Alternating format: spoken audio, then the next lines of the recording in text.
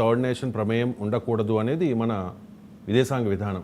కానీ ట్రంప్ చెప్తూ ఉన్నారు ఇప్పుడు క్రెడిట్ నాదే, నేను ఫర్దర్గా మధ్యవర్తిత్వం వహిస్తాను అని చెప్పి. కాంగ్రెస్ అప్పుడే ఆరోపణలు స్టార్ట్ చేసింది.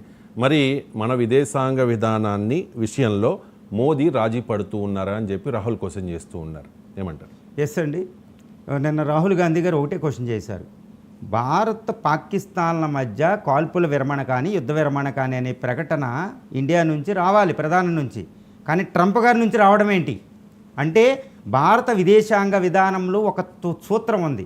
అంటే భారత పాకిస్తాన్ల మధ్య ఏ సమస్య ఉన్నా ఇది ద్వైపాక్షికంగా పరిష్కరించుకోవాలి అకార్డింగ్ టు సిమ్లా అగ్రిమెంట్ 1972. కానీ ఈరోజు ట్రంప్ని తీసుకొచ్చడం అంటే భారత విదేశాంగ విధానాన్ని మీరు రాజీ కుదుర్చారా, రాజీ చేసేసుకున్నారా, వదిలేశారా అని రాహుల్ గాంధీ గారు మోడీని ప్రశ్నించారు. ఓకే, ఈ ప్రశ్నకి సంబంధించి నేను ఒకటే చెప్పదలిసాను. ఇప్పుడు యుద్ధం నెలకొని ఉంది.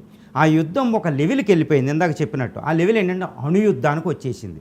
ఇప్పుడు ట్రంప్ని తీసుకొచ్చింది, ట్రంప్ చేసుకున్న నిర్ణయానికి భారత పాకిస్తాన్లు అంగీకరించడం అనేది ఇది ద్వైపాక్షిక విషయం అనేది లాంగ్ టర్మ్ లోతైన ద్వైపాక్షిక విషయం కాదు, కేవలం కాల్పుల విరమణకి.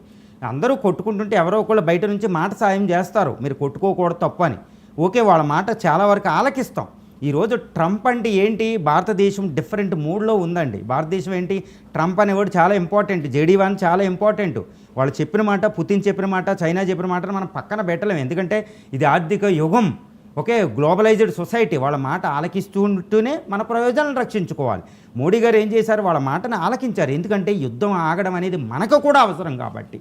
యుద్ధం ఆగడం పాకిస్తాన్కి జీవన మరణ పోరాటం, చావు బతుకుల సమస్య. కానీ మనకి యుద్ధం ఆగడం అనేది మన భవిష్యత్తుకు బంగారు బాట వేస్తుంది.